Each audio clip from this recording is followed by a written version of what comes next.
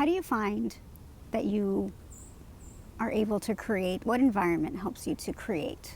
I think being out in nature, or certainly away from like a mundane environment, is always a good thing for me. I don't know. What about for you?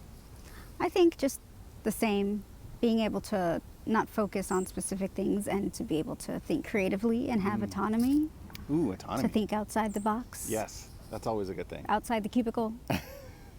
Well, if you guys are interested in learning a little bit more about building some of that creativity, having a little bit of innovation, this show is for you.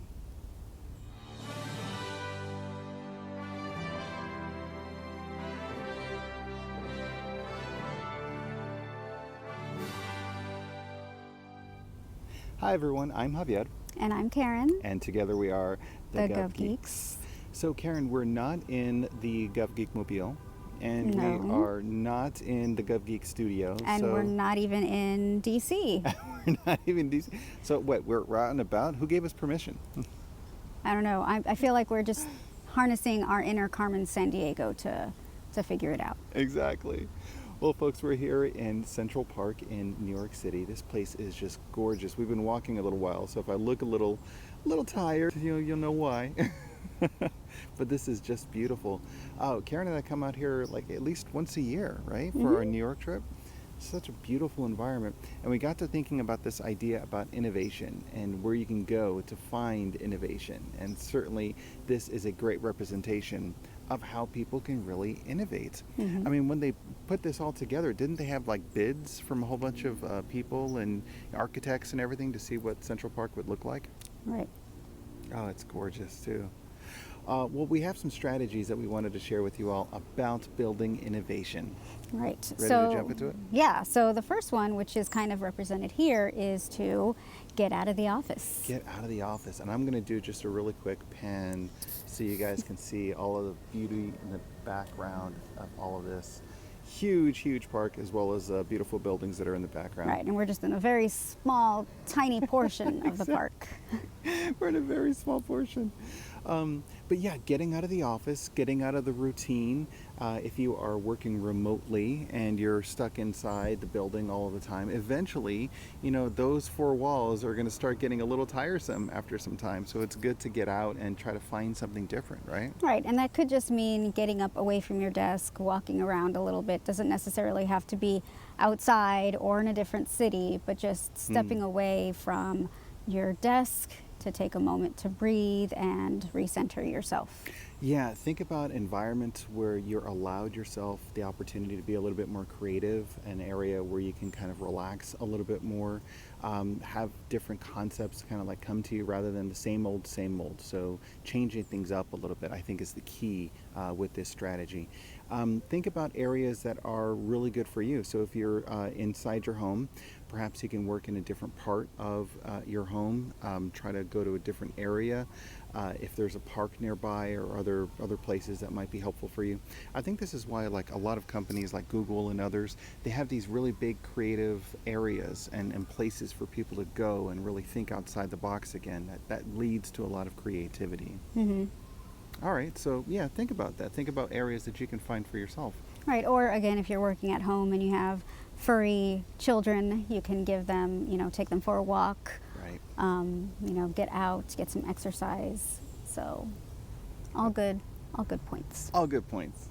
All right, what's the next strategy? The next strategy is to limit scope and scale. Limit the scope and the scale. Yeah, I mean, when you're being innovative, you don't need to have like this big thing that you're trying to accomplish. It can be something that is small. Even the smallest changes can make the world a difference. And besides, if you have a lot of small innovations, that might lead to something that's really big. Yeah, process improvements or just different flows. If you're thinking about like workflows and all of that, and you're changing them up a little bit, that could definitely be a big thing. I don't know, Karen, what are some small innovations that you've experienced over your life that have been just like revolutionary? In my life? Oh yeah, I mean, if you could think of anything. Such as technology, Sure. The phone that we're recording this on, Yeah, right? look at Huge this. innovation. This is amazing. Yeah, we used to have a lot of different cameras and everything to try to get the right type of video quality. But the advances in technology for the cell phones are just so wonderful. It's easy to do it with this, and that's just a small, simple thing that has made a huge impact. Yeah. Others, I mean, you can think about just some smaller innovations at home or in the workplace that have helped you manage things a little bit more easily, shared drives and other fun stuff like that. But again, it doesn't have to be really big. When you're thinking about innovative ideas, just think of the small things that you can think would make a difference in how you go about doing your work or how the work of others can be improved, even if it's just a small thing. Those really do make a difference. All right, well, what's the next one?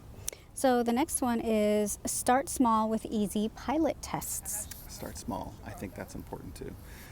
Yeah, so if it doesn't, again, have to be something that's rolled out across the whole organization, look at some small things, some small, steady progress to really kind of make a difference. The tortoise and the hare Yeah. mentality. Exactly, yeah. And and it's good to have pilots, right? Because then you can test, make sure that your model is working, rather than trying to, again, limit the scope, right? So limit the scope also pertains to this one, but just making sure that you are focusing on if it's working, then you can move to expand it. Exactly. Or if you need to make adjustments. Or yeah, if you make adjustments, it's not like, oh no, we tried to roll out this big thing and it failed and there's all this pressure on getting it right and let's delay the launch and everything. If you're doing small, simple, easy to things to manage, yeah, it's easier to have success that way. Okay, cool. What's the next strategy? So the next one is to follow the fun. Now this one I like especially. Again, like look where we are. It's such a beautiful day. It's here in October. It's still a little warm. I think it's supposed to be in the mid 70s here today, right? But following the fun. I mean, what are the things that you like to do? So for Karen and I, getting outside, enjoying a new city, walking around a little bit, that's certainly fun, and that leads to different creative ideas and thoughts.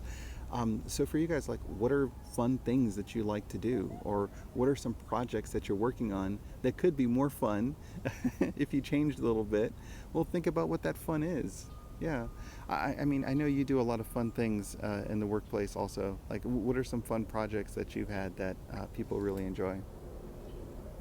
I mean, anything really. It's not really following the fun necessarily. It's creating the fun within whatever you're doing.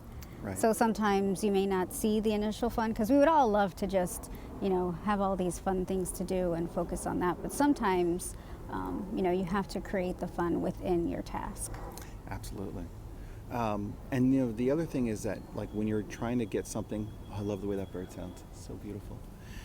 When you're trying to find something in terms of an innovation or something to do, and a lot of it can be sometimes challenging because, a lot of late nights, a lot of effort. But if you're doing something that's fun, it's something that keeps you interested, it keeps you motivated, and you're exploring new things, and that allows you to stick with it a little bit longer, because then otherwise it could be something where you're like, oh my gosh, I just I have to stop doing this. I'm going to punch my clock, get in, get out, and I'm done. But if it's fun, then you find yourself a little bit more engaged. And I think that that's really what makes the difference over the long haul and having some success and having innovation, is if it's something that you enjoy, something that's fun for you. Then it's easier to keep plugging away. I also think that concept is fun too, because there's some people that they do certain projects, and for them, oh my gosh, it is the most fun that they can possibly have. But other people doing it, they'll be like, oh, there's no way. I can't do that for 5 minutes, let alone for 5 years. But that's why you have to find your own fun. Find your own fun. Yeah, find what's important to you and do it. Exactly. Ready for the next one? Yes. So the next one is create space away from taskers. So that kind of falls in line with the first one, which is to kind of get out of the office. So it's making sure that you're not focusing just on all of your to-do list, but you have that time to be creative and to think outside of the box and have that ability to not just focus on, okay, I need to do X, Y, and Z, but instead of doing that, you want to be able to have the ability and space to think outwardly. Exactly. The ability and the space to do something. Because, I mean, if you're like stuck and you're thinking, well, I'd like to be innovative, I'd like to do these different things, but, I have to do all these other things. Or processing these forms just takes so long, I can't really dedicate enough time outside of that to do anything else. Or, there's just so many of these job activities that I have to do. You can even consider them like busy work or activities that are important. They take a long time, but they're But they're draining. necessary. Yeah, exactly. So if you find yourself too busy to do the innovation, that could be problematic. But other than that, I think it's a great idea to again find how you can manage these things. One of the things I like to do is to manage my calendar by putting in certain time blocks that allow me the space to think about innovation or something else. Yeah, how do you find time or space to do innovative things? Making the time. So getting the taskers done so then I can focus on other things, or sometimes it's late at night when I'm thinking through things and come up with ideas. It's again when my head isn't racing with other things that I have to do is when those ideas come to me. Well, that's definitely how the brain works. If we allow ourselves to be a little bit more open, relaxed, creative, that leads to other great things rather than so focused on the specific issue or the task at hand. Let your brain make connections, think about different experiences, do some reflection, do some journaling, think through things that way. Another great thing I love to do is honestly have a cup of coffee and sit there just with my notebook open. And as I'm relaxed, I don't try to delve too deeply into any one thing, but just take some notes, think about some ideas or follow-ups with people. I think those things can be very beneficial for everyone. Well, they are for me. Yeah, and you find what works for you. I think that's maybe the bigger trend with all of this in innovation is finding what works for you and how that was really helpful for you. I think that's a good idea. Absolutely. So the next one is to crowdsource for ideas. So similar to how, with Central Park, they did canvas it was a contest on ideas of the plan for Central Park, how it would be set up. So sometimes you may not have the ideas on your own. So outsource and canvas for others to share, their ideas. Yeah. And then that can expand the possibilities of what you're working on. Expand the possibilities. This could be you having a conversation with someone over coffee. If you have lunch with different people and you're exploring different concepts or ideas, maybe if you schedule specific times for innovation with your colleagues and friends, to say, hey, here's this process. What are your thoughts on it? Brainstorming sessions. Right. No judgment, just capturing ideas, listening to people, hearing them out. That's also a great thing because then they feel like they are being listened to, they're being engaged, they're being involved in the process to make improvements, their opinion matters. Those sorts of things I think are super helpful and important, even if you don't walk away with like a big piece of innovation. But think about all of the people that have experienced whatever it is that you're trying to have innovations around. If it's a process, who works with the process? If it is a type of a system or a mechanism, okay, well, again, who uses the system or the mechanism? If it is something that provides services or value for other people, well, ask them, what do you like about this? If you could change something, what would it be? And then from there you get ideas to say, okay, well, maybe this isn't working as well, or maybe this is how we can communicate things a little bit better. And those small tweaks, those innovative ideas lead to bigger improvements. Yeah, and I do have like a small example of this is when I was chief of staff, I wanted to have a newsletter and I had some ideas to tie it into, the name of the, area I was in.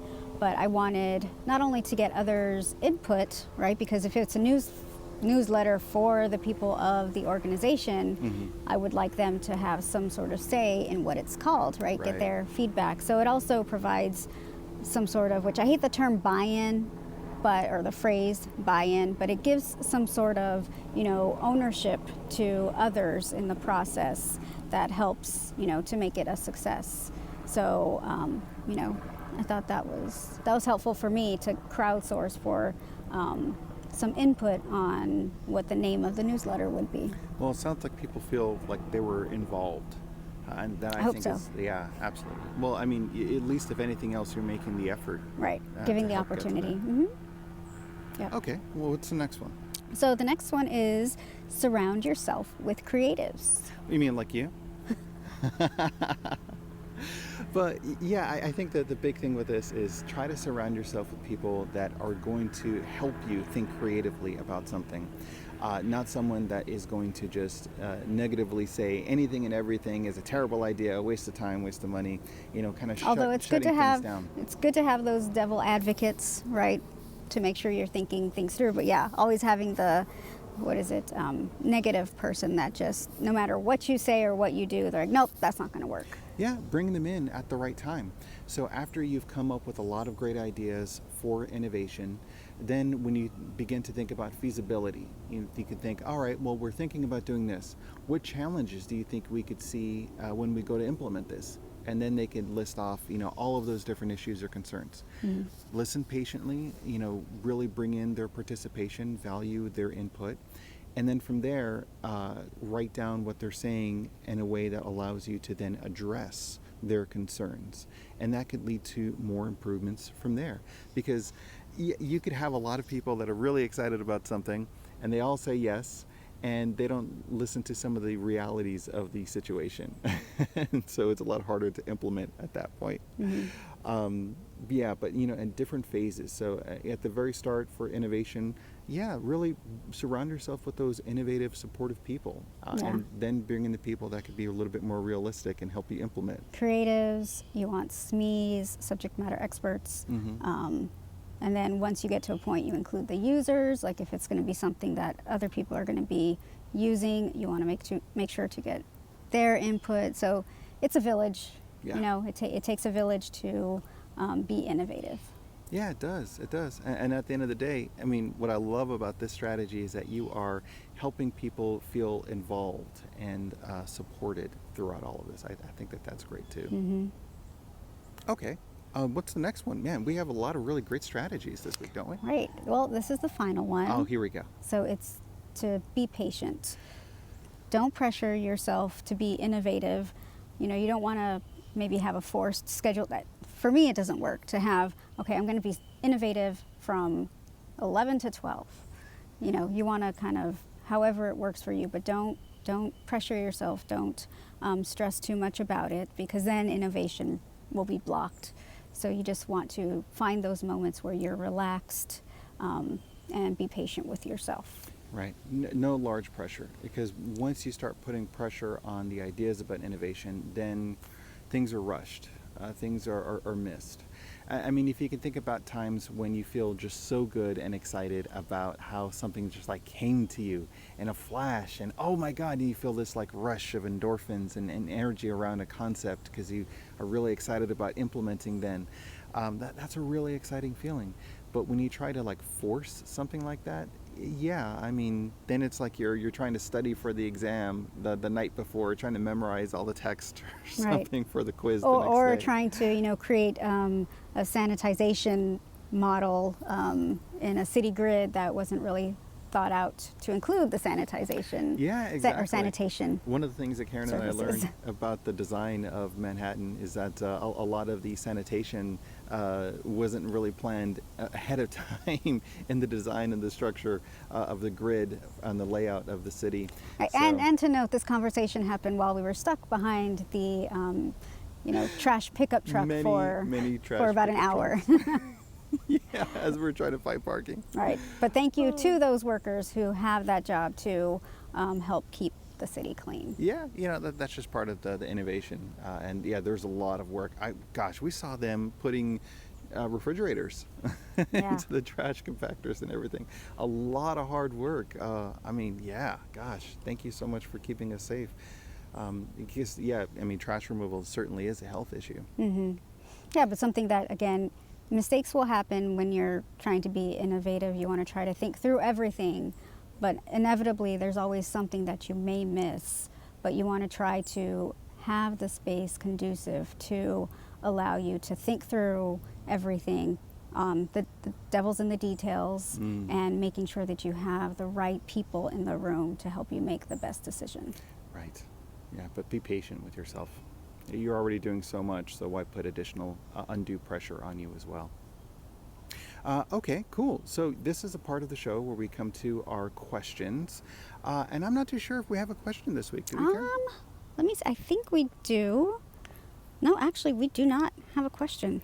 Oh, that's awesome. Well, no worries. I mean, in terms of, next steps, please feel free to reach out to us. Go to thegovgeeks.com, submit a question on the contact us page. This is the first time in I don't know how many weeks we haven't had a question. Yeah, maybe I just didn't get one submitted to me or put in my notes, but No worries. no Yeah, question. we'll make sure we go back and check in and everything.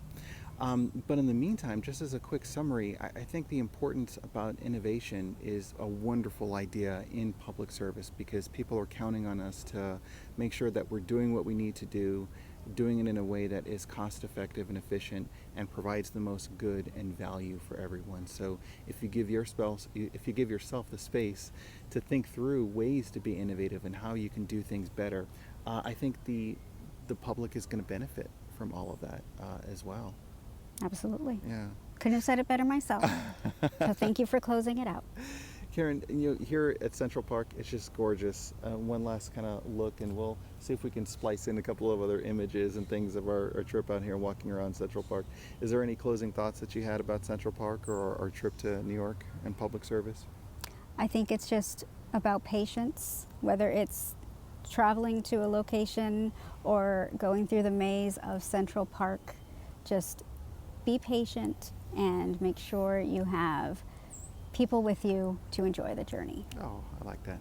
That's awesome. Yeah, people because that makes everything just so much better, right? It's not like it's all on you. You're enjoying it with everyone else. Yes. That's fantastic.